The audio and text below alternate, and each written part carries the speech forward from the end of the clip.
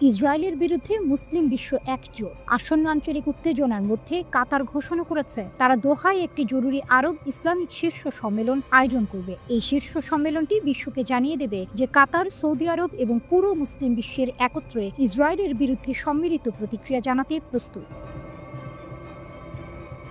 কাতারের নেতৃত্বে ঐক্য। কাতার ঘোষণা করেছে এই শীর্ষ সম্মেলনে ইসরায়েলি হামলার বিরুদ্ধে আরব ও ইসলামিক বিশ্বের একজোট প্রতিবাদ করা হবে। কাতারের সংবাদ সংস্থা জানিয়েছে, আলোচনার মূল বিষয় হবে হামাসকে লক্ষ্য করে ইসরায়েলের আক্রমণ, যা কাতারের স্বাধীনতা ও সার্বভৌমত্বকে আঘাত করেছে। এই বিষয়ে সৌদি যুবরাজও মন্তব্য করেছেন, আমরা এই অঞ্চলে ইসরায়েলি দখলদারিত্বের আক্রমণ প্রত্যাখ্যান করছি। কাতারের বিরুদ্ধে যে হামলা হয়েছে তা আমাদের কাছে একটি গুরুতর নৃশংসতা। আমরা সব শক্তি দিয়ে কাতারের পাশে দাঁড়াতে প্রস্তুত। কাতারের পাল্টা আক্রমণের শপথ। এদিকে কাতারের সরকারও পাল্টা আক্রমণের শপথ নিয়েছে। কাতারের প্রতিরক্ষামন্ত্রী ঘোষণা করেছেন, আমরা ইসরায়েলকে সম্পূর্ণভাবে দায়ী করছি এই আক্রমণের জন্য এবং আমরা আমাদের সার্বভৌমত্ব রক্ষার জন্য সর্বোচ্চ পদক্ষেপ নেব। আমরা কেবল একটি সামরিক পদক্ষেপ নয়, আইনি পদক্ষেপও নিতে প্রস্তুত। নেতানিয়াহুর তীব্র প্রতিক্রিয়া। ইসরায়েলি প্রধানমন্ত্রী বেনিয়ামিন নেতানিয়াহু এই হামলার প্রতি তার প্রতিক্রিয়া জানিয়ে বলেছেন, যে সন্ত্রাসী গোষ্ঠী হামলা চালিয়েছে তাদের আশ্রয় দেওয়া দেশগুলোর বিরুদ্ধে আমরা পদক্ষেপ নিয়েছি। কাতার, যেটি হামাসকে আশ্রয় দিয়েছে, আমাদের সমালোচনার শিকার হয়েছে। নেতানিয়াহু তার বক্তব্যে যুক্ত করেছেন, আমরা ঠিক একই কাজ করেছি যেভাবে যুক্তরাষ্ট্র 9/11 হামলার পর আল কায়েদার নেতাদের বিরুদ্ধে ব্যবস্থা নিয়েছিল। বিশ্বের দৃষ্টি কাতারের দিকে। এখন এই উত্তেজনার কেন্দ্রে কাতার এবং মুসলিম বিশ্ব একযোগে দাঁড়িয়ে ইসরায়েলের বিরুদ্ধে প্রতিরোধ গড়ে তুলছে। কাতার, সৌদি আরব এবং অন্যান্য আরব দেশগুলোর একত্রে দাঁড়ানোর ফলে ইসরায়েলকে তাদের কর্মকাণ্ডের পরিণতি মেনে নিতে হতে পারে। মধ্যপ্রাচ্যের বর্তমান পরিস্থিতি আরও ঘনীভূত হতে চলেছে, যেখানে ইসরায়েলি আগ্রাসনের বিরুদ্ধে আন্তর্জাতিক সমর্থন প্রয়োজন হয়ে পড়েছে। কাতার একা নয়, এখন আরব ও ইসলামিক বিশ্বের এক শক্তিশালী জোট রয়েছে যা ইসরায়েলের বিরুদ্ধে নিজেদের অবস্থান স্পষ্ট করছে।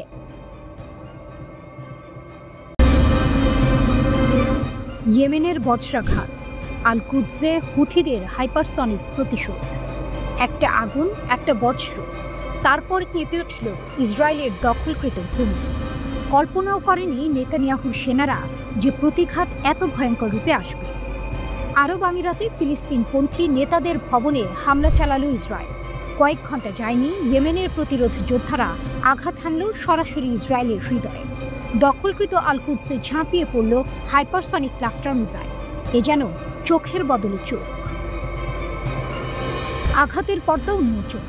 হুথিদের মুখপাত্র ঘোষণা দিলেন, আমরা হামলা চালিয়েছি সেই ভূমিতে যেখানে ফিলিস্তিনিদের উচ্ছেদ করে বসতি স্থাপনাকারীদের ঘর বানানো হয়েছে। তাদের ভাষায়, মিশন সফল, লক্ষ্য অর্জিত। এবার শুধু সতর্কতা নয়, আরও বড় আঘাতের হুঁশিয়ারি। বার্তা স্পষ্ট, ফিলিস্তিনি ভাইদের রক্ষায় ইয়েমেন যোদ্ধারা শেষ নিঃশ্বাস পর্যন্ত লড়বে। প্রেস টিভির প্রতিবেদন। ইরানের সংবাদ মাধ্যম প্রেস টিভি জানায়, ইসরায়েলের সংবেদনশীল স্থাপনায় একের পর এক মিসাইল আঘাত হেনেছে হুথি যোদ্ধারা। ব্যবহৃত হয়েছে ভয়ঙ্কর অস্ত্র হাইপারসনিক প্যালেস্টাইন 2। এটি এমন ক্লাস্টার মিসাইল যা একাধিক ওয়ারহেড বহন করতে সক্ষম। আকাশে ছুটে গিয়ে মুহূর্তেই ভাগ হয়ে যায় বহু ক্ষেপণাস্ত্রে। প্রতিরক্ষা ব্যবস্থা ভেদ করে আছড়ে পড়ে লক্ষ্যবস্তুতে। এই অস্ত্রের গুজব ছিল বহুদিন। ইসরায়েলের ওয়াইনেট সংবাদ মাধ্যম সম্প্রতি সতর্ক করেছিল, ইয়েমেনি বাহিনী হয়তো নতুন ধরনের মিসাইল ভান্ডারে রেখেছে, যা তেল আবিবের দিকে ছুটে আসতে পারে। সেটিই বাস্তব হলো। প্রতিশোধের আগুন। সম্প্রতি ইয়েমেনের রাজধানী সানায় হুথিদের প্রেসিডেন্ট প্যালেস লক্ষ্য করে ভয়ানক হামলা চালিয়েছিল ইসরায়েল। তার জবাবেই এবার ইয়েমেনিদের প্রতিঘাত। শুধু আল কুদস নয়, হুথিদের হামলায় কেঁপে উঠেছে বেন গুরিয়ন বিমানবন্দর, ইসরায়েলের বন্দর, এমনকি লোহিত সাগরের নৌপথ।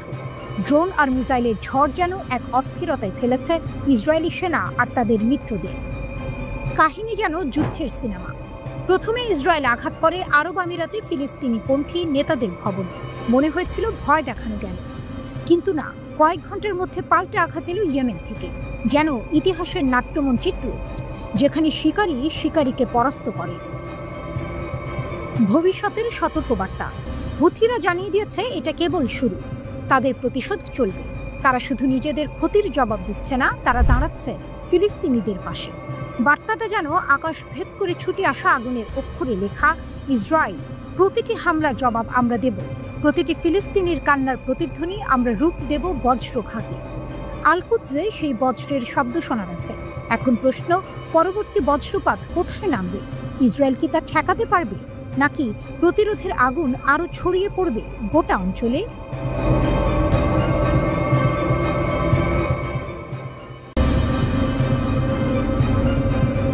ইয়েমেনি ড্রোনের আঘাত, ইসরায়েলি বিমান প্রতিরক্ষা ব্যবস্থাকে ভেদ করে রেমন বিমানবন্দরে বিস্ফোরণ। এক ভয়াবহ মুহূর্ত যখন ইসরায়েলি আকাশসীমা ভেদ করে একটি ইয়েমেনি ড্রোন দক্ষিণ ফিলিস্তিনের রেমন বিমানবন্দরে আঘাত হানে।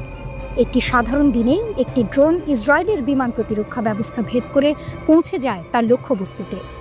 ইসরায়েলের প্রতিরক্ষা ব্যবস্থাকে ভেদ করেছে ইয়েমেনি শক্তি। 7 সেপ্টেম্বর সকালে ইয়েমেনি ড্রোনটি ফিলিস্তিনের আকাশসীমা অতিক্রম করে দক্ষিণ ফিলিস্তিনের রেমন বিমানবন্দরে হামলা চালায়, যেটি ছিল একেবারে অপ্রত্যাশিত। সোশ্যাল মিডিয়ায় প্রকাশিত ফুটেজে দেখা যায় ড্রোনের বিস্ফোরণ এবং পরবর্তীতে সেই জায়গা থেকে ধোঁয়া উঠে আসছে। ঘটনা যেন আকস্মিক, যা ইসরায়েলি নিরাপত্তা ব্যবস্থা ভেদ করতে সফল হয়েছে। এটি কেবল একটি আক্রমণ নয়, ইয়েমেনের শক্তির বার্তা। ইসরায়েলি মিডিয়া জানায় ইয়েমেন থেকে উৎক্ষেপিত চতুর্থ ড্রোনটি রেমন বিমানবন্দরের যাত্রী টার্মিনালে আঘাত হানে। এই হামলার ফলে 2 জন বসতি স্থাপনকারী আহত হন। ইসরায়েলের বিমান প্রতিরক্ষা ব্যবস্থা, যা এতদিন অপ্রতিরোধ্য বলে পরিচিত ছিল, তা এবার ভেঙে পড়ল। এই হামলা বিশ্বের কাছে এক শক্তিশালী বার্তা হয়ে উঠেছে ইয়েমেনি প্রতিরোধের শক্তি। তারা যেভাবে তাদের ড্রোনগুলিকে ইসরায়েলের প্রতিরক্ষা ব্যবস্থার ভেতর দিয়ে পাঠাতে সক্ষম হয়েছে, তা ইসরায়েলের জন্য বড় এক চ্যালেঞ্জ হয়ে দাঁড়িয়েছে। পূর্বে থামানো হয়েছিল 3টি ড্রোন। যদিও ইয়েমেন থেকে উৎক্ষেপিত 3টি ড্রোন প্রতিরক্ষা ব্যবস্থার মাধ্যমে বাধা পেয়েছিল, কিন্তু চতুর্থ ড্রোনটি ইসরায়েলের শীর্ষ প্রতিরক্ষা ব্যবস্থাকে ভেদ করতে সক্ষম হয়। এটা প্রমাণ করে যে ইয়েমেনি বাহিনী তাদের শক্তি এবং কৌশলকে আরও উন্নত করেছে, তাদের প্রতিরোধের ক্ষমতা আরও বৃদ্ধি পেয়েছে। আকাশপথে চলাচল বন্ধ। হামলার পর বিমানবন্দর কর্তৃপক্ষ আকাশপথে চলাচল বন্ধ করে দেয়। বিমানবন্দর থেকে যাতায়াতকারী যাত্রীদের নিরাপত্তার জন্য বিমান চলাচল সাময়িকভাবে স্থগিত করা হয়। তবে ঘটনাস্থলে কোনো বড় ধরনের ক্ষতি হয়নি এবং তেমন কোনো বড় ধ্বংসাত্মক প্রভাবও দেখা যায়নি। ইয়েমেনের সশস্ত্র বাহিনী ইসরায়েল ও তার মিত্রদের বিরুদ্ধে পাল্টা হামলা জোরদার করার অঙ্গীকার করেছে। হুথি সরকারের ভারপ্রাপ্ত প্রধানমন্ত্রী মোহাম্মদ মুফতা এক বিবৃতিতে বলেছেন, আমরা পিছু হটব না। আমরা আমেরিকান, ইসরায়েলি, ব্রিটিশ এবং আরব ইহুদিদের জন্য কাঁটা হয়ে থাকব। বিশ্বের সামনে ইয়েমেনি শক্তির উত্থান। এই হামলা শুধু একটি আক্রমণ নয়, এটি ইয়েমেনি প্রতিরোধের শক্তির জাগরণ। ইয়েমেনের নয়া কৌশল ফিলিস্তিন ও ইসরায়েল ইস্যুতে নতুন মাত্রা যোগ করেছে। ইসরায়েল যেভাবে প্রায় অপরাজেয় ছিল, ইয়েমেনি ড্রোন তার গর্বে চির ধরিয়ে দিয়েছে। ইয়েমেনের সামরিক সক্ষমতা ও প্রতিরোধের বার্তা। ইয়েমেনি ড্রোন হামলার মাধ্যমে তারা জানিয়ে দিয়েছে, শক্তির মাপকাঠি শুধু বড় অস্ত্র নয়, কৌশল এবং প্রযুক্তিতেও শীর্ষে থাকতে হবে। ইয়েমেন এই হামলার মাধ্যমে পৃথিবীকে দেখিয়েছে যে তাদের প্রতিরোধ বাহিনী কতটা শক্তিশালী এবং বিশ্ব শক্তির মুখোমুখি দাঁড়াতে তারা সক্ষম।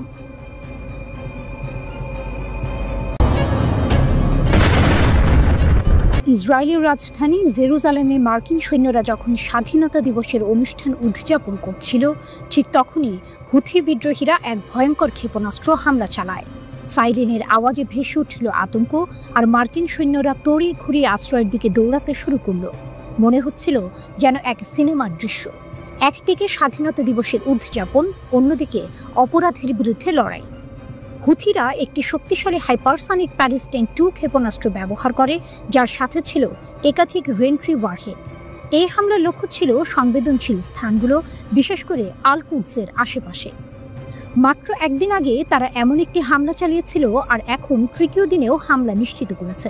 জেনারেল ইয়াহিয়া সারি দাবি করেছেন এই অভিযান সফল হয়েছে, আর দাবি করেছেন যে তারা তাদের লক্ষ্য অর্জন করেছে। ইসরায়েলের সাইরেনের শব্দ ছিল একেবারে ভীতিকর। হাজার হাজার ইসরায়েলি জনগণ আতঙ্কে আশ্রয় কেন্দ্রে পালিয়ে গেছে, যেন আকাশ থেকে মৃত্যু নেমে আসছে। কিন্তু হামলা থামেনি। এরপর ইয়েমেনি বাহিনী 3টি ড্রোন হামলা চালিয়েছে রামন বিমানবন্দর এবং উম্মে আল রাশরাশ অঞ্চলে। এসব হামলা ছিল গাজার নির্যাতিত ফিলিস্তিনি জনগণের সমর্থনে। হুথি বাহিনী জানিয়েছে যে তাদের এই হামলা ছিল গাজায় চলমান গণহত্যা ও অনাহার অপরাধের প্রতিক্রিয়া। ইয়েমেনি বাহিনী এও জানিয়েছে যে তারা যতক্ষণ পর্যন্ত ইসরায়েলের অবরোধ ও আগ্রাসন বন্ধ না করবে, ততক্ষণ পর্যন্ত তাদের অভিযান অব্যাহত থাকবে। সারি ঘোষণা দিয়েছেন যে এই হামলা ছিল প্রতিরোধের অংশ। হঠাৎ করেই যদি ইন্টারনেট থেমে যায় তাহলে কি হবে? ব্যবসা, ব্যাংকিং, চিকিৎসা ও শিক্ষা ব্যবস্থা সবকিছুই থমকে যাবে। আর এই সবকিছু হঠাৎ করে থেমে যাওয়ার কারণ ছিল সমুদ্রের গভীর তলদেশে লুকিয়ে থাকা এক রহস্য। লোহিত সাগরের তলদেশে থাকা মাইক্রোসফটের ফাইবার অপটিক কেবলের হামলার পর এমনটিই ঘটেছে। সৌদি আরবের জেদ্দার কাছে একাধিক সাবমেরিন কেবল বিচ্ছিন্ন হয়ে যায়। এতে মাইক্রোসফটের ডেটা সংরক্ষণকারী প্ল্যাটফর্ম এজুর ক্লাউড কম্পিউটিং এর পরিষেবা ক্ষতিগ্রস্ত হয়েছে। ফলে ভারত, পাকিস্তান, সৌদি আরব সহ এশিয়া ও মধ্যপ্রাচ্যের কয়েকটি দেশে ইন্টারনেট সংযোগ ব্যাহত হয়েছে। প্রাথমিকভাবে এটিকে একটি কেবল দুর্ঘটনা মনে হলেও ইয়েমেনের গোষ্ঠী হুথি এর দায় স্বীকার করেছে। হুথি নিয়ন্ত্রিত আল মাসিরা টিভিতে এই বিদ্রোহী গোষ্ঠী একটি স্বীকারোক্তিমূলক বিবৃতি দেয়। ব্রিটিশ ও ইসরায়েল ভিত্তিক কয়েকটি সংবাদ মাধ্যম, যার মধ্যে দ্য গার্ডিয়ান অন্যতম, দাবি করেছে যে মাইক্রোসফটের এই ক্লাউড ব্যবহার করে গাজা উপত্যকা ও পশ্চিম তীরে হামাসের অবস্থান শনাক্ত করার জন্য নজরদারি চালানো হতো। যদিও মাইক্রোসফট এই অভিযোগ স্পষ্টভাবে অস্বীকার করেছে। এই ঘটনা 2024 সালের শুরুর দিকের এক সতর্কবার্তার কথা মনে করিয়ে দেয়। সে সময় ইয়েমেনের আন্তর্জাতিকভাবে স্বীকৃত নির্বাসিত সরকার প্রথম অভিযোগ করেছিল যে হুথিরা লোহিত সাগরের আন্ডারসি কেবলে হামলা চালানোর পরিকল্পনা করছে।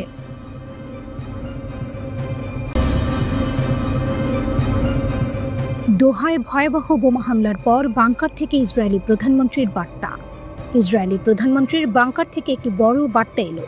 দোহার ভয়াবহ বোমা হামলার পর বেনিয়ামিন নেতানিয়াহু নিজের অবস্থান জানিয়ে বলেন, এটি একটি সম্পূর্ণ স্বাধীন ইসরায়েলি অভিযান যা হামাস নেতাদের বিরুদ্ধে চালানো হয়েছে।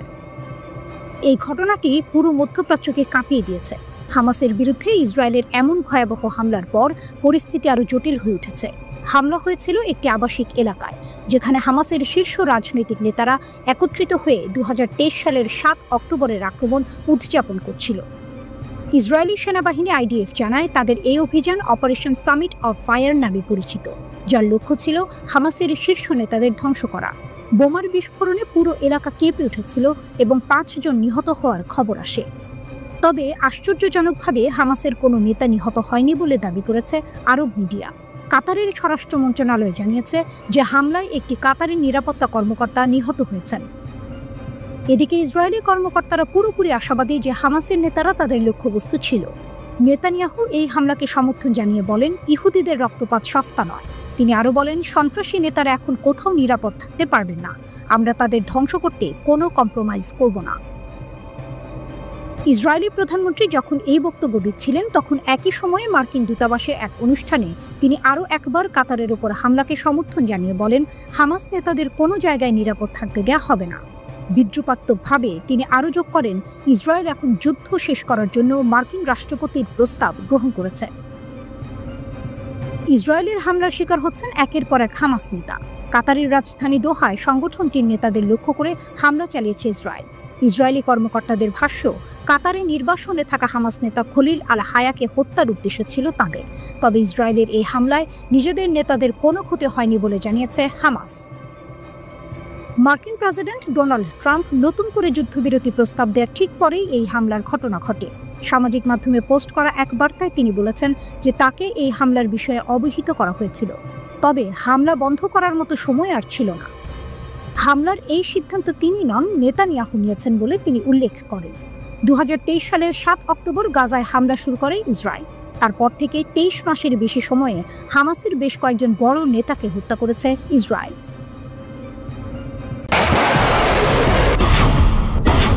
গাজা থেকে ইসরায়েলের রকেট হামলা। গাজার প্রতিরোধ বাহিনী ইসরায়েলে নতুন করে রকেট হামলা চালিয়েছে, যা প্রায় 3 সপ্তাহের মধ্যে প্রথমবার ঘটল। এই হামলার ফলে ইসরায়েলি সম্প্রদায়ের মধ্যে তীব্র আতঙ্ক সৃষ্টি হয়েছে।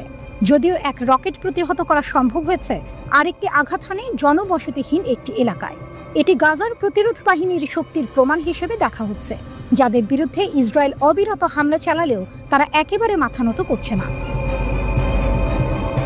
ইসরায়েলি প্রতিরক্ষা বাহিনী IDF জানায়, 7 সেপ্টেম্বর গাজা উপত্যকা থেকে 2টি রকেট ইসরায়েলের দিকে নিক্ষেপ করা হয়। একটি রকেট প্রতিরোধ ব্যবস্থা দ্বারা ধ্বংস হলেও অন্যটি নেটিভুড শহরের কাছাকাছি একটি জনবসতিহীন এলাকায় আঘাত হানে। এই ঘটনাটি গাজার প্রতিরোধ বাহিনীর স্থিতিস্থাপকতা এবং তাদের প্রতিরোধের নতুন দৃষ্টান্ত হিসেবে দেখা যাচ্ছে। গাজার প্রতিরোধ বাহিনীর জন্য এটি ছিল একটি নতুন বার্তা যে তারা ইসরায়েলি হামলার পরও তাদের শক্তি বজায় রাখতে সক্ষম। রকেট হামলার পর ইসরায়েলের বিভিন্ন অঞ্চলে সাইরেন বেজে উঠেছিল এবং বিশেষ বাহিনী লোকজনকে নিরাপদ আশ্রয়ে সরিয়ে নেওয়ার জন্য তৎপর হয়ে ওঠে। তবে কিছুক্ষণ পর পরিস্থিতি স্বাভাবিক হয়ে আসে এবং আইডিএফ নাগরিকদের জানায় বিপদ কেটে গেছে। ইসরায়েলের টানা হামলায় প্রায় পুরো গাজা ধ্বংস হয়ে গেছে। গাজার সরকারের গণমাধ্যম দপ্তরের তথ্য অনুযায়ী গাজার অবকাঠামোর 90% ধ্বংস হয়েছে। ক্ষতির পরিমাণ দাঁড়িয়েছে $6,800 কোটি বেশি। আরব বিশ্ব বলছে এই হামলা শুধুমাত্র ধ্বংসযোগ্য নয়, এটি এক পদ্ধতিগত গণহত্যা ও জোরপূর্বক বাস্তুচ্যুতি নীতির প্রতিফলন। ৭৩,৭০০ জন মানুষ নিহত বা নিখোঁজ হয়েছেন, যার মধ্যে ২০,০০০ শিশু এবং ১২,৫০০ নারী রয়েছেন। প্রায় ২,৭০০ পরিবার পুরোপুরি নিশ্চিহ্ন হয়ে গেছে। নিহতদের মধ্যে রয়েছেন ১,৬৭০ স্বাস্থ্যকর্মী, ২৪৮ সাংবাদিক, ১৩৯ সিভিল ডিফেন্স সদস্য এবং ১৭৩ পৌরকর্মী। এছাড়া প্রায় ১,৬২,০০০ মানুষ আহত হয়েছেন, যাদের মধ্যে অনেকেই অঙ্গচ্ছেদ, পক্ষাঘাত বা দৃষ্টিশক্তি হারিয়ে গুরুতরভাবে ক্ষতিগ্রস্ত হয়েছেন। ইসরায়েল দাবি করছে যে তাদের হামলার একমাত্র লক্ষ্য সশস্ত্র গোষ্ঠী হামাস এবং তাদের ব্যবহৃত স্থাপনা। তারা বলছে হামাস ধ্বংস না হলে এই যুদ্ধ থামবে না। তবে ফিলিস্তিনি জনগণ এবং আন্তর্জাতিক মানবাধিকার সংগঠনগুলো ইসরায়েলের এই দাবি অস্বীকার করছে। গাজার অভ্যন্তরীণ পরিস্থিতি ভয়াবহ। ৩৮টি হাসপাতাল, ৮৩৩টি মসজিদ, ১৬৩টি শিক্ষা প্রতিষ্ঠান এবং হাজার হাজার সরকারি ভবন ক্ষতিগ্রস্ত হয়েছে। কিন্তু এর মধ্যে একদম অটল থেকেছে গাজার প্রতিরোধ বাহিনী। তারা জানিয়ে দিয়েছে যে ইসরায়েল যতই তাদের উপর আক্রমণ চালাক, তারা তাদের স্বাধীনতা এবং অধিকার রক্ষার জন্য অবিচল থাকবে। গাজার প্রতিরোধ বাহিনী, বিশেষ করে হামাস, বারবার ইসরায়েলের হামলা প্রতিরোধ করেছে এবং পাল্টা আক্রমণ চালিয়েছে। তাদের শক্তি শুধু সামরিক দিকেই সীমাবদ্ধ নয়, বরং মনোবল এবং সংগ্রামের অটল সংকল্প তাদের শক্তির উৎস।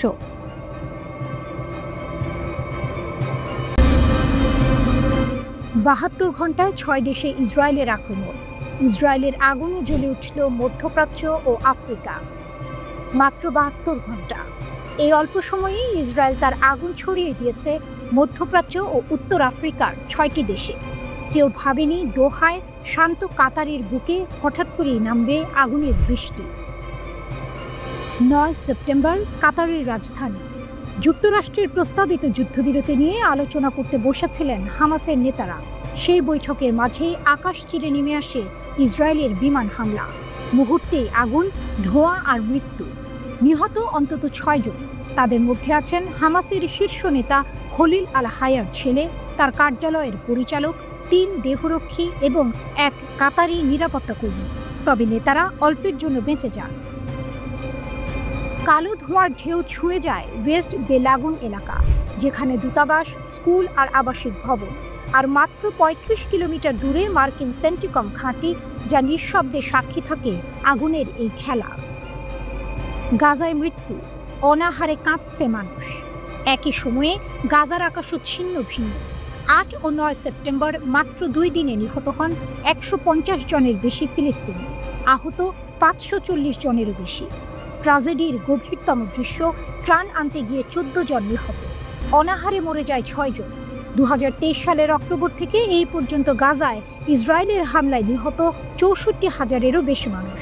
ধ্বংসস্তূপ এখনো ঢেকে রেখেছে বহু অচেনা মুখ।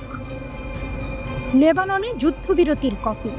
গত নভেম্বরে করা যুদ্ধবিরতি চুক্তি যেন কাগজে লেখা ইতিহাস। ৮ সেপ্টেম্বর দুপুরে ইসরায়েলি যুদ্ধবিমান বোমা বর্ষণ করে লেবাননের বেকা ও হারমেল এলাকায়। নিহত অন্তত ৫ জন। ইসরায়েলের দাবি হিজবুল্লাহর অস্ত্র ভান্ডার টার্গেট। কিন্তু সেখানেই থামেনি তারা। পরদিন বৈরুতের দক্ষিণে আবারও ড্রোন হামলা, আহত ১ হিজবুল্লাহ যোদ্ধা। সীমান্তের ৫টি পোস্ট দখল করে রেখেছে ইসরায়েল। সিরিয়ার আকাশে বিস্ফোরণ। ৮ সেপ্টেম্বর গভীর রাতে হঠাৎ আলো। হোমসের বিমান ঘাঁটি আর লাতাকিয়ার সেনা ক্যাম্প কেঁপে ওঠে। স্থানীয়রা শুনেছেন প্রবল বিস্ফোরণের শব্দ। সিরিয়ার পররাষ্ট্র মন্ত্রণালয় বলেছে এটা শুধু হামলা নয়, দেশটির সার্বভৌমত্বে আঘাত।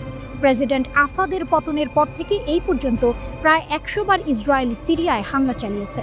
ধ্বংস হয়েছে ১৩৫টি স্থাপনা, নিহত অন্তত ৬১ জন। তিউনিসিয়ার বন্দরে আগুন। গাজা অবরোধ ভাঙতে যাওয়া বহর, ৫০টিরও বেশি জাহাজ।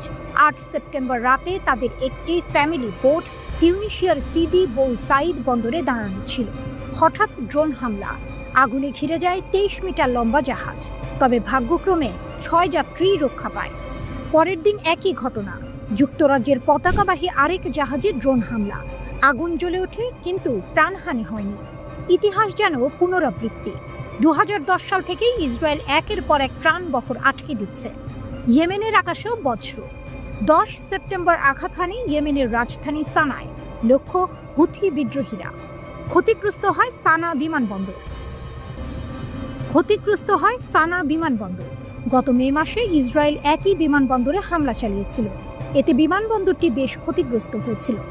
28 আগস্টের হামলায় হুথি সরকারের প্রধানমন্ত্রী আহমেদ আল রাহাবি ও আরও কয়েকজন শীর্ষ কর্মকর্তা নিহত হন।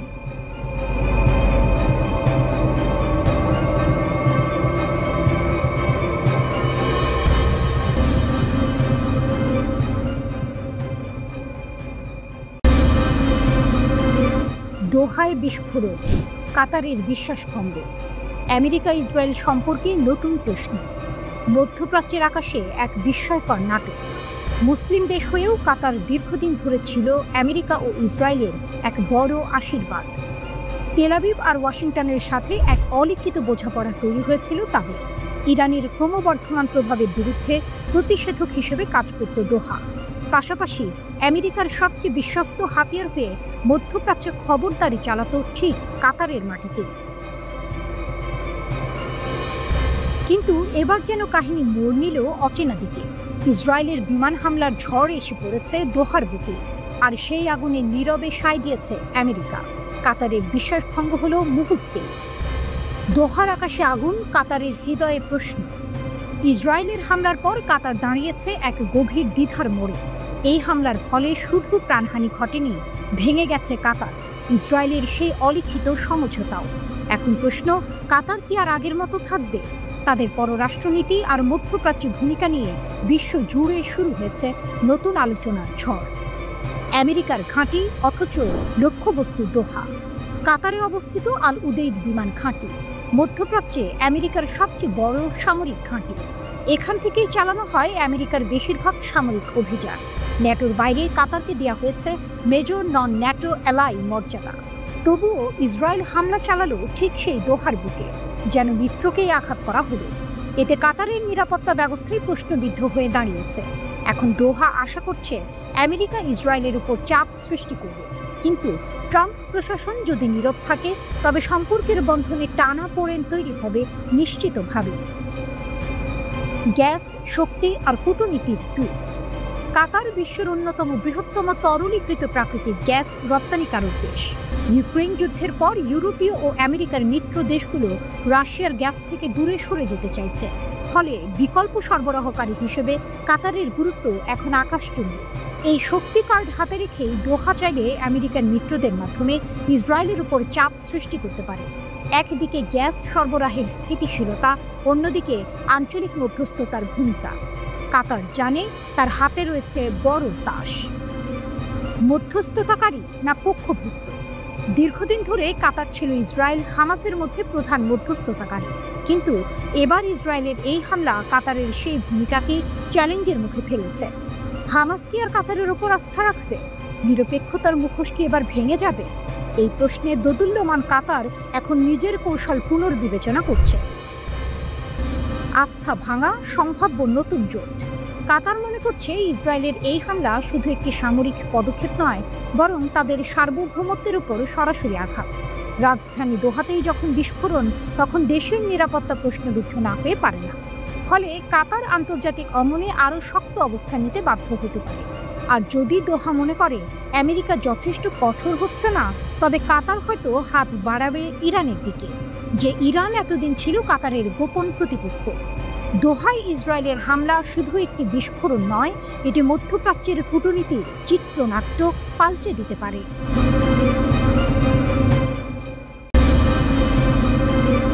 একটা থমথমে বাতাস, চোখ সব মুখে তাকিয়ে আছে এক ব্যক্তির দিকে। সেখানে বসে আছেন ইরানের সর্বোচ্চ ধর্মীয় নেতা আয়াতুল্লাহ আলী খামেনি। তার কণ্ঠ যেন ইহুদিবাদীদের উদ্দেশ্যে ছোড়া এক একটি মিসাইলের আঘাত। দৃঢ়তার নকশা। খামেনি শান্ত কিন্তু দৃঢ়। পশ্চিমাদের হুমকি, যুক্তরাষ্ট্রের চাপ সবই সহ্য করেছেন, কিন্তু মাথা নত করেননি। এবার বার্তা স্পষ্ট, এ এক রাজনৈতিক ও মানবিক ঘোষণা। গাজা উপত্যকায় নিরীহ ফিলিস্তিনিদের উপর ইসরায়েলের নৃশংসতা যখন বিশ্বকে স্তব্ধ করেছে, খামেনির কণ্ঠে ছিল বজ্রের মতো গর্জন। তিনি ঘোষণা করলেন, মুসলিম দেশগুলোকে ইহুদিবাদী সরকারের সাথে সব ধরনের বাণিজ্যিক ও রাজনৈতিক সম্পর্ক ছিন্ন করতে হবে। শুধুমাত্র এই পথেই ইসরায়েলকে কঠিন শাস্তি দেওয়া সম্ভব। থমথমে পরিস্থিতি। তেহরানের সরকারি ভবনে চোখ, মন, হৃদয় সব মিশে আছে এক ব্যক্তির দিকে। ইরানের প্রেসিডেন্ট মাসুদ পেজেশকিয়ান। অন্যান্য মন্ত্রীরা মনোযোগ দিয়ে শুনছেন। খামেনি বলেন, কেবল বৈশ্বিক কূটনীতিতেই সীমাবদ্ধ থাকা যায় না, দেশের অভ্যন্তরীণ চ্যালেঞ্জকেও সামনে আনতে হবে। তার ভাষায়, ইরানের শক্তি শুধু অস্ত্র বা সামরিক বাহিনীতে সীমাবদ্ধ নয়, জনগণই দেশের মূল শক্তি। মানুষের আশা, আকাঙ্ক্ষা, মনোবল এসবই জাতির আসল শক্তি। ভয়ঙ্কর সতর্কবার্তা। আমরা এমন এক পরিস্থিতির মুখোমুখি যেটি সরাসরি যুদ্ধ বলা যাবে না, আবার পুরোপুরি শান্তিও নয়, বলেছেন খামেনি। স্থবিরতার এই মুহূর্ত যেন জাতির মনোবল ভেঙে না দেয়। প্রতিটি মুহূর্ত কাজে লাগাতে হবে, পরিকল্পনা করতে হবে, এগোতে হবে।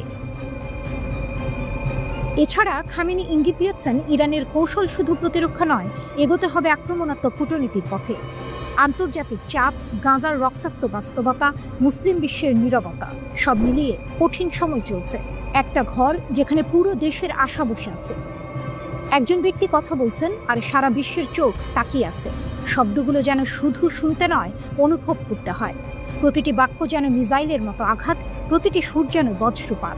খামেনির স্পষ্ট বার্তা, ইসরায়েলের আগ্রাসন থামানো গেলে মুসলিম বিশ্বের একত্র হওয়া ছাড়া বিকল্প নেই। সবার সামনে এই আহ্বান যেন এক মহাকাব্যিক যুদ্ধের প্রস্তুতি। তবে থেমে নেই নাটক। ইরানের কণ্ঠ বজ্রের মতো গর্জন করছে, কিন্তু কার্যক্রম কঠোর বাস্তবতার সাথে চলতে হবে। মুসলিম দেশগুলোকে ঐক্যবদ্ধ করতে হবে, কূটনীতি ও জনমানবিক শক্তি মিলিয়ে ইসরায়েলকে ঠেকাতে হবে। এ যেন শুধুই যুদ্ধের বার্তা নয়, এটি মানবতার, প্রত্যাশার এবং প্রতিরোধের এক অনন্য দৃষ্টান্ত। খামেনির কণ্ঠ থেকে যেন পুরো তেহরান কম্পিত। এখন প্রশ্ন, এই প্রতিধ্বনি বিশ্বে কতটা প্রতিফলিত হবে? ইসরায়েল কি থামবে, নাকি খামেনির আহ্বান মুসলিম বিশ্বের ঐক্যকে আরও দৃঢ় করবে? উত্তরটা সময়ই দেখাবে।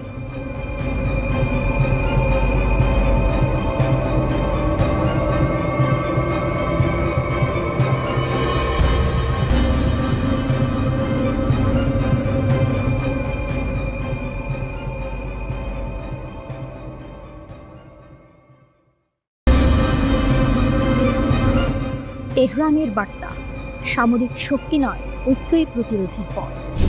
একটা আঁচ, একটা বিদ্যুৎ চমক। মনে হচ্ছিল যুদ্ধ শেষ, কিন্তু আসল খেলা এখনো বাকি। ইসরায়েল ভেবেছিল ইরানকে কোণঠাসা করেছে, কিন্তু না, তেহরান তৈরি করে ফেলেছে নতুন নকশা, প্রতিরোধের নকশা। সামরিক শক্তির জবাব। ইরানের পররাষ্ট্রমন্ত্রী আব্বাস আরাকচি এক সুরে জানালেন, ইসরায়েল কখনো সামরিক শক্তি দিয়ে তেহরানকে ঠেকাতে পারবে না। এই লড়াইয়ের সমাধান একটাই, ন্যায্য কূটনীতি। তার ভাষায়, ইসরায়েল কৌশলগত ভুল করেছে। সাম্প্রতিক হামলায় তারা যে আগুন জ্বালিয়েছে তার আঁচে নিজেরাই পুড়ছে। ভেঙে পড়েছে অত্যাধুনিক প্রতিরক্ষা ব্যবস্থা, ক্ষতিগ্রস্ত হয়েছে সামরিক ঘাঁটি, ধসে গেছে জ্বালানি স্থাপনা। ইসরায়েল যা ভেবেছিল জয়, তাই পরিণত হয়েছে মাশুলে। নতুন খেলার মঞ্চ। যুদ্ধ শেষ হলেও ষড়যন্ত্র থেমেনি। ইসরায়েল এখনও চেষ্টা করছে ইরানকে ঘিরে ধরতে, কিন্তু তেহরান এবার একা নয়, মাঠে নেমেছে মুসলিম বিশ্বের ঐক্য গড়তে। আন্তর্জাতিক ইসলামী ঐক্য সম্মেলন বসেছে তেহরানে। সেখানে একে একে মুসলিম দেশগুলোর প্রতিনিধিদের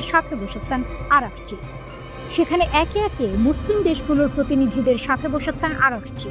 তার স্পষ্ট বার্তা, যুক্তরাষ্ট্র ও তার মিত্ররা বুঝে গেছে ইরানকে সামরিক পথে হারানো যাবে না, আলোচনার পথই একমাত্র সমাধান। তাসনিম নিউজ নিশ্চিত করেছেন 9 সেপ্টেম্বর এই বৈঠকের খবর। টুইস্ট, গাজার আগুন। কিন্তু এখানেই মোড় ঘুরল, কারণ আরাকচির কণ্ঠে শুধু কূটনীতির ভাষা নয়, উঠে এলো ক্ষোভ। তিনি বললেন, গাজায় ইসরায়েলের আগ্রাসন এমন পর্যায়ে পৌঁছেছে যা কল্পনার বাইরে। সহনশীলতার সীমা তার অতিক্রম করেছে। মনক্ষুণ্ণ কূটনীতিক স্পষ্ট করে দিলেন, মুসলিম বিশ্বের নীরবতা ভয়ঙ্কর। যদি এই নীরবতা চলতে থাকে, তবে ইহুদিবাদীদের আগ্রাসন সারা পৃথিবী ছড়িয়ে পড়বে। ভাবুন তো, একদিকে ধ্বংসস্তূপে গাজার শিশুদের কান্না, অন্যদিকে তেহরানের কূটনৈতিক মঞ্চে জেগে ওঠা ঐক্যের ডাক। একটা দৃশ্য আগুনের, আরেকটা দৃশ্য আশার। কাহিনী যেন যুদ্ধ আর কূটনীতির দ্বৈরথ। ইসরায়েল যেখানে যুদ্ধকে চূড়ান্ত সমাধান ভেবেছে, ইরান সেখানে খুঁজছে ঐক্যের শক্তি। কিন্তু সতর্ক বার্তা দিয়ে রেখেছে, যদি গাজায় আগ্রাসন বন্ধ না হয় তবে মুসলিম দুনিয়া আর চুপ থাকবে না। আজকের তেহরান যেন বার্তায় বারুদ ভরেছে। সামরিক শক্তি নয়, ঐক্যই প্রতিরোধের পথ। কিন্তু প্রশ্ন থেকে যাচ্ছে, মুসলিম দুনিয়া কি সত্যিই এক হবে, নাকি গাজার ধ্বংসযজ্ঞ আরও দীর্ঘ হবে? উত্তরটা ইতিহাসই লিখবে। কিন্তু আপাতত তেহরানের মঞ্চ থেকে বিশ্ব শুনে ফেলেছে এক সংকল্প: ইরান থামবে না।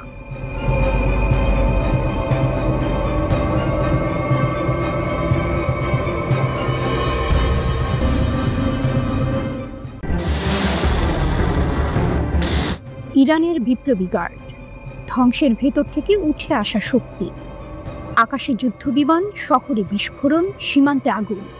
ইরানের ইসলামী বিপ্লবী গার্ড কর্পস IRGC এমন এক বাহিনী যেটিকে ধ্বংস করার চেষ্টা করা হয়েছে, যার ঘাঁটিতে বোমা বর্ষণ করেছিল ইসরায়েলি জোট। তবুও তারা দাঁড়িয়ে আছে, আরও উঁচু, আরও শক্তিশালী। মার্কিন ড্রোন মেরেছে তাদের শীর্ষ কমান্ডার, ইসরায়েলি গোয়েন্দারা অনুপ্রবেশ করেছে তাদের ভেতরে। কিন্তু প্রতিবার মৃত্যুর ছায়া যেন নতুন প্রাণ এনে দেয় এই বাহিনীকে। 12 দিনের যুদ্ধে ইসরায়েল ভেবেছিল তারা IRGC-কে নত করেছে, অথচ ফল হলো উল্টো। ক্ষেপণাস্ত্রের ঝড়ে ইসরায়েলি শহরগুলো কেঁপে উঠল, কোটি কোটি ডলারের ক্ষতি হলো। আকাশে উড়ে আসা শত্রু ড্রোন ভূপাতিত হলো একের পর এক। এ যেন মৃত্যু থেকে পুনর্জন্মের গল্প। জাতীয়তাবাদের আগুন। ইরানিদের সবাই যে সরকারের সমর্থক তা নয়, তবুও যখন ইসরায়েলের বোমা তেহরানের আকাশ চিরে নামে, তখন একটাই শব্দ গর্জে ওঠে: প্রতিরোধ। IRGC সেই প্রতিরোধের প্রতীক। বিদেশি হামলা ঠেকানো শুধু সামরিক কাজ নয়, এটি জাতীয় গর্ব। এ কারণেই সাধারণ মানুষ, যারা হয়তো সরকারের সমালোচক, তারাও এই বাহিনীর শক্তিকে নিজেদের বর্ম মনে করে। যুদ্ধ থেকে রাষ্ট্রে। 1979 সালের বিপ্লবের পর IRGC জন্মেছিল জনগণের সেনাবাহিনী হিসেবে। কিন্তু 4 দশক পেরিয়ে আজও তারা শুধু সেনা নয়, রাষ্ট্রের ভেতরে রাষ্ট্র। একদিকে তারা হামাস, হিজবুল্লাহর মতো মিত্র শক্তিকে সমর্থন দেয়, অন্যদিকে হাসপাতাল বানায়, বিশ্ববিদ্যালয় দাঁড় করায়, এমনকি তেহরানের মেট্রোর সুড়ঙ্গ খনন করে। অর্থনীতি, তেল থেকে অবকাঠামো, সবখানেই তাদের উপস্থিতি। কেউ বলে দুর্নীতি, কেউ বলে অপরিহার্য। সত্য হলো, তাদের ছাড়া ইরান এগোয় না। যুদ্ধের উত্তরাধিকার। 1980 থেকে 1988 টানা 8 বছর ইরান ইরাক যুদ্ধ। রক্ত, ক্ষুধা আর ধ্বংসের পর যে শক্তি ভরসা জুগিয়েছিল, তার নামও ছিল IRGC। রাস্তাঘাট, বাঁধ, রেলপথ, ধ্বংসস্তূপ থেকে ইরানকে দাঁড় করিয়েছিল তারাই। আজ আবার প্রয়োজন সেই দক্ষতার। মার্কিন ও ইসরায়েলি হামলায় ক্ষতবিক্ষত ঘাঁটি, বিদ্যুৎ কেন্দ্র, রেল লাইন, মেরামতের দায়িত্ব আবার তাদের কাঁধেই। ছায়াযুদ্ধের পরবর্তী অধ্যায়। সিরিয়া, লেবানন, গাজায় ইসরায়েলি নেটওয়ার্ক ক্ষতিগ্রস্ত। কিন্তু দুর্বলতা মানেই পতন নয়, বরং এখন নতুন প্রশ্ন জাগছে, তারা কি পারমাণবিক প্রতিরোধের পথে হাঁটবে? কারণ ইতিহাস বলে, যতবারই তাদের কোণঠাসা করা হয়েছে, তারা নতুন রূপে ফিরে এসেছে। গভীরে গেঁথে যাওয়া শিকড়। আজ ইরানের রাষ্ট্রযন্ত্রের ভেতরে আরও গভীর শিকড় গেড়েছে IRGC। জাতীয় প্রতিরক্ষা কাউন্সিলে তারা এখন মুখ্য খেলোয়াড়। ভবিষ্যতের যে কোনো যুদ্ধে কমান্ড ও কন্ট্রোলের চাবিকাঠি তাদের হাতে। যতই যুক্তরাষ্ট্র বা ইসরায়েল তাদের দুর্বল করার চেষ্টা করুক, যত গভীরে যাবে IRGC, ততই কঠিন হবে তাদের উৎখাত করা। একটি দৃশ্য কল্পনা করুন। ধ্বংসস্তূপের মধ্যে দাঁড়িয়ে আছে এক সৈনিক, পেছনে পতাকা, সামনে আগুন। আকাশে শত্রুর প্লেন, মাটিতে বোমার ক্ষত। তবুও তার চোখে ভয় নেই, কারণ সে জানে IRGC শুধু একটি বাহিনী নয়, এটি ইরানের আত্মা, যে আত্মাকে ভাঙা যায় না, মুছে ফেলা যায় না, দমন করা যায় না। প্রথমবার পোল্যান্ডে রুশ ড্রোন হামলা, ইউরোপের আকাশে আগুনের সতর্কবার্তা। রাতের নীরবতা ভেঙে হঠাৎই গর্জন। পূর্ব পোল্যান্ডের লুবলিন অঞ্চলের ছোট্ট গ্রাম চোষনৌকা কেঁপে উঠল বিস্ফোরণে। প্রথমবারের মতো পোল্যান্ডের মাটিতে আঘাত হানল রাশিয়ার বিধ্বংসী শাহেদ ড্রোন। একাধিক বাড়িঘর ধ্বংস, ভেঙে পড়া দেয়ালের ধুলোয় ভরে গেল চারদিক। মানুষ দৌড়ে বেরিয়ে এলো রাস্তায়, অথচ কেউই বুঝে উঠতে পারল না এ যেন ইউক্রেনের যুদ্ধ এবার ছড়িয়ে পড়ল সরাসরি ন্যাটোভুক্ত দেশে। 19টি ড্রোন, আকাশ জুড়ে আতঙ্ক। পুলিশ সেনারা জানিয়েছে, রাতভর অন্তত 19টি ড্রোন ঢুকে পড়ে তাদের আকাশ সীমায়। অবিলম্বে সতর্ক হয় ন্যাটো। আকাশে টহল শুরু করে F-35 যুদ্ধ বিমান, বসানো হয় আধুনিক প্যাট্রিয়ট প্রতিরক্ষা ব্যবস্থা। বেশিরভাগ ড্রোন প্রতিহত করার দাবি করেছে পোলিশ সেনারা, কিন্তু কিছু ড্রোন ভেদ করেই ঢুকে পড়ে, আর তার ধ্বংসযজ্ঞের সাক্ষী হল চোষনোকা। টাস্কের বিস্ফোরক মন্তব্য। হামলার পর সরব হলেন পোল্যান্ডের প্রধানমন্ত্রী। তিনি বললেন, রাশিয়া মুক্ত বিশ্বের বিরুদ্ধে যুদ্ধ ঘোষণা করেছে।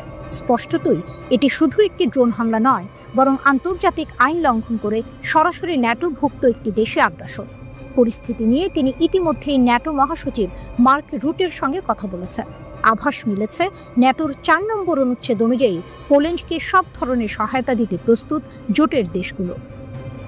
অস্বীকার, অজুহাত আর সীমান্ত বন্ধ। কিন্তু রাশিয়ার পাল্টা দাবি ভিন্ন। পোল্যান্ডে অবস্থিত রুশ দূতাবাসের প্রধান আন্দ্রে ওদেস একে পুরোপুরি অস্বীকার করেছেন। বলেছেন, ড্রোনগুলো যান্ত্রিক ত্রুটির কারণে সরে গিয়ে পোল্যান্ডে ঢুকে পড়েছে। তবে আরও বিস্ময়কর দাবি এলো বেলারুশ থেকে। তাদের ভাষায় সবটাই ছিল দুর্ঘটনা। কিন্তু সেই দাবির পরপরই পোল্যান্ড সীমান্ত বন্ধ করে দিল বেলারুশ ও লিথুয়ানিয়ার সঙ্গে। ইউরোপের কড়া প্রতিক্রিয়া। পোলিশ প্রেসিডেন্ট ক্যারল নির্কিয়া ঘোষণা করেছেন 48 ঘন্টার মধ্যে ন্যাটোর শীর্ষ কর্মকর্তাদের সঙ্গে বৈঠক হবে। অন্যদিকে ইউরোপীয় কমিশনের প্রধান উর্সুলা ভন ডার লেয়েন ইউরোপীয় সংসদে দাঁড়িয়ে জানালেন, রাশিয়ার বিরুদ্ধে 19তম নিষেধাজ্ঞা জারির প্রস্তুতি চলছে। তিনি বললেন, রাশিয়া কূটনীতির পথ ছেড়ে আগ্রাসনের পথে হাঁটছে। পোল্যান্ডের আকাশসীমা লঙ্ঘন তার সর্বশেষ উদাহরণ। ইউক্রেনের সতর্কবার্তা। ইউক্রেনের প্রেসিডেন্ট ভলোদিমির জেলেনস্কিও সরব। তিনি বললেন, পোল্যান্ডে হামলা চালিয়ে রাশিয়া পশ্চিমাদের চ্যালেঞ্জ ছুড়ে দিয়েছে। এখনই রাশিয়াকে দমন করার সময়। তার বক্তব্য স্পষ্ট করে দিল, ইউক্রেন আর একা নয়, এবার ন্যাটোর ভেতরে ঢুকেছে আগুন। ড্রোনের ধ্বংসস্তূপে দাঁড়িয়ে আছে ছোট্ট গ্রাম চোষনোকা, কিন্তু আসল কাঁপুনি এখন গোটা ইউরোপে। প্রথমবার রাশিয়ার ড্রোন সরাসরি ন্যাটোভুক্ত দেশে আঘাত হানল। এখন প্রশ্ন, এই আগুন কি সীমান্ত পেরিয়ে পুরো ইউরোপেই গ্রাস করবে, নাকি ন্যাটো প্রতিশোধের জবাবে ইতিহাসের নতুন অধ্যায় লিখবে?